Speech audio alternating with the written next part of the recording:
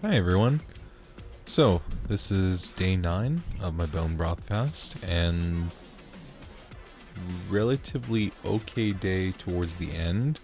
However, today was marked by quite a lot of pain, and I think it's, long story short, connected to not drinking enough water, not getting enough salts, and just not being careful while on such a thing. So, basically, since I started my ketogenic diet and intermittent fasting and bone broth fasting back in April, one of the biggest things that's been such a great blessing has been that the usual leg cramps that I would get, which were quite painful, debilitating, and just overall a big fear factor prior to doing any of this, pretty much disappeared and has not been an issue since. Even while on ketogenic nutrition in terms of my dieting and planning for the first 2 months, nothing to say in terms of my legs. In fact, they've been actually very healthy, pretty straightforward. Blood circulation's been fantastic, very little inflammation, which I guess makes sense given the nature of the process. And so, in terms of fasting, I haven't really noticed any of that because, again, I've been making sure that my potassium, my sodium, magnesium, potassium later in the game, but still have been pretty relatively good, and drinking plenty of water, plenty of bone broth, plenty of liquids just to make sure everything's okay. However, yesterday, and I think I touched upon this a little bit in the day 8 video that I made earlier, that I did notice I was feeling quite dehydrated yesterday, and I think some of that carried over into the morning because when I woke up this morning, I realized that the full tall glass of water that I normally make with potassium and sodium, I forgot to have that last night, and I was already feeling kind of out of it yesterday because of everything that was going through and my nervousness and anxiety about how my doctor results were going to go. And yeah, I messed up and forgot to do that. And boy, did I pay for that this morning. Because when I woke up this morning, I had quite terrible cramps in my left thigh, basically in the front area. And they were quite bad. It took me about 30 minutes to really put some weight on there and actually straighten out my leg. Thankfully, as I was sipping that same salt water that I made for myself last night, the pain just went away. So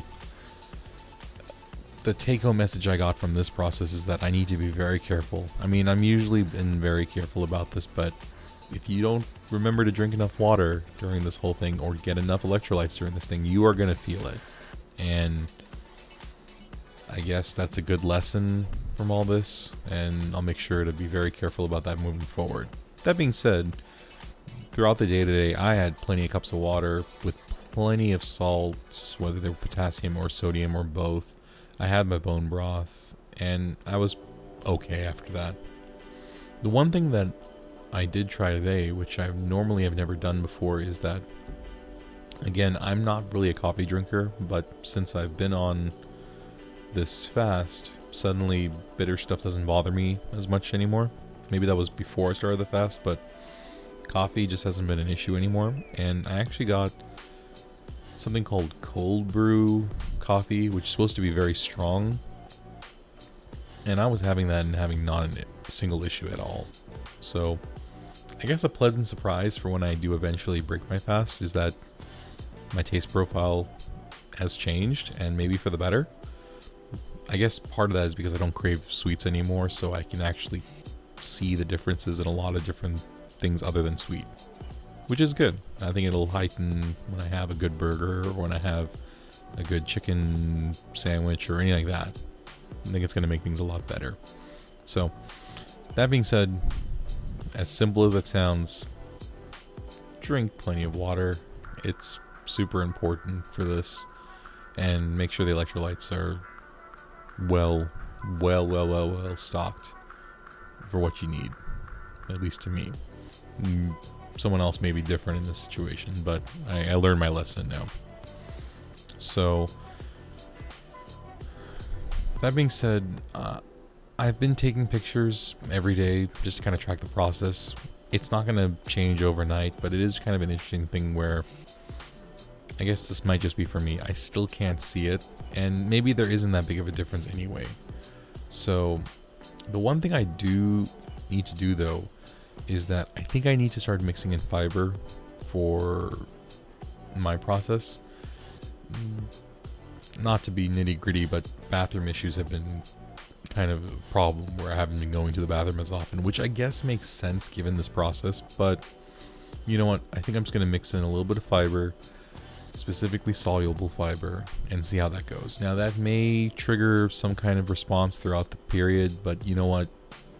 I think I need it, and this from the supplemental side of things is quite a lot, and maybe most people don't need the supplements, and that's okay. I think for me, I think I probably need to start adding a little bit of fiber through this whole process, and we'll see. So I should hopefully get that probably by day 11 if we make it, and I'm going to see how that improves things in general.